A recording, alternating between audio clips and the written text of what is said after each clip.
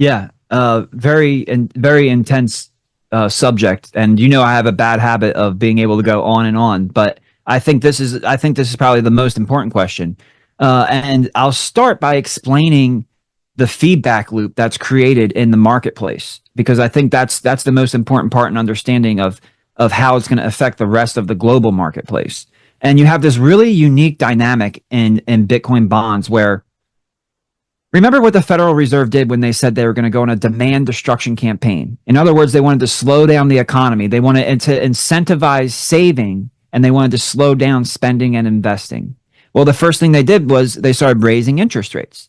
Because when you raise interest rates, that is how you incentivize the marketplace to stop spending and investing and instead save your money and lend it to the government. So it slows down the velocity of the currency. Well, what happens in a Bitcoin bond is that the price performance of Bitcoin, due to the characteristics of it, like we described in the previous segments, the price is going to go up.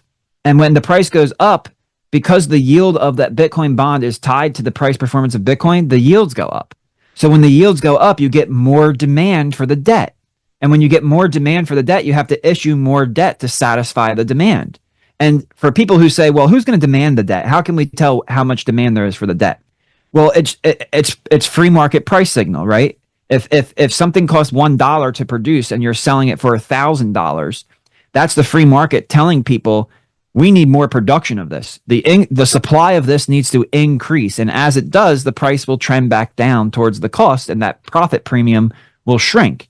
So the price of a good or service is the signal of demand. And when you look at Michael Saylor, he's the perfect V1 of a convertible Bitcoin bond into equity. People's reserve is convertible into dollars. So there's going to be different solutions in the marketplace. It's a $300 trillion market. There's no one company that can service the entire marketplace. This is why Michael Saylor is so generous with his time and energy. He knows that people who are going to listen to him are copying him. He's the real innovator and he's found his niche. Well, People's Reserve has our niche and we're the innovator, and we teach these things because we're just not worried about people being able to come and outcompete the innovator when they're too busy just wanting to copy you.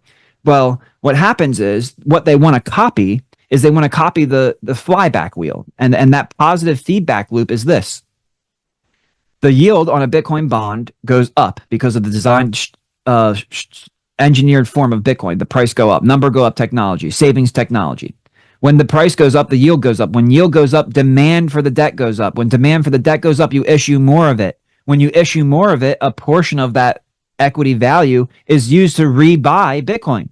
So then when you rebuy Bitcoin, it creates demand on Bitcoin, which pushes the price up even higher, which then pushes the yield up higher, which then requires more issuances. So you get a positive feedback loop of higher yields, more issuances, more Bitcoin buying, more demand, higher price, higher yields. And you just keep going and going and going.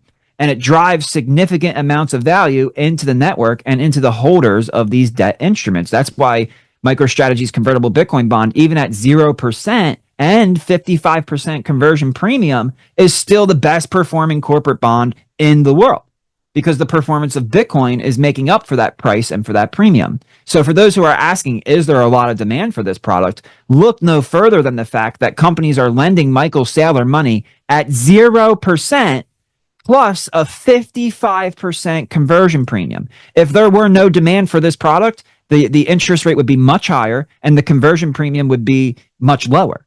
Instead, we see 0% with 55% conversion. So the price signal is telling us that demand for these products are insane, are also mostly unserviceable, which is why Michael Saylor gets to continuously do this because there's nowhere else for these people to go. And some other companies are just starting to catch on to it. And the ones who have been able to raise money for free. And in order to perform the same strategy. Like, how long do you think he can just keep doing that? I mean, is that? Yeah, and the amazing part is that it can continue to do it continuously because as that wealth transfer takes effect, Bitcoin stores the value. It doesn't extract it. So all of that value being transferred into the network is stored through the higher price, which is secured by absolute digital scarcity. And if a stock does really well, like when Michael Saylor's stock goes up really high and the premium starts to get above 3x to the natural asset value of the balance sheet, he'll start selling shares into the marketplace in order to extract the liquidity and to buy more Bitcoin. Well, he can dilute the amount of MicroStrategy shares. In other words, he can increase the amount of those shares and then suck more value from the marketplace. But you can never increase the amount of Bitcoin. So all of the value that's pushed into Bitcoin is stored in its price. And that's how that value, that wealth transfer is taking place. And that's why Bitcoin can continue to go up. And even if it comes down, remember in the Bitcoin bond scenario, the price of Bitcoin goes down 50%, right? So you had 800,000 in principal protection, 200,000 in Bitcoin. The price goes down 50%, or let's say the price goes down 100%.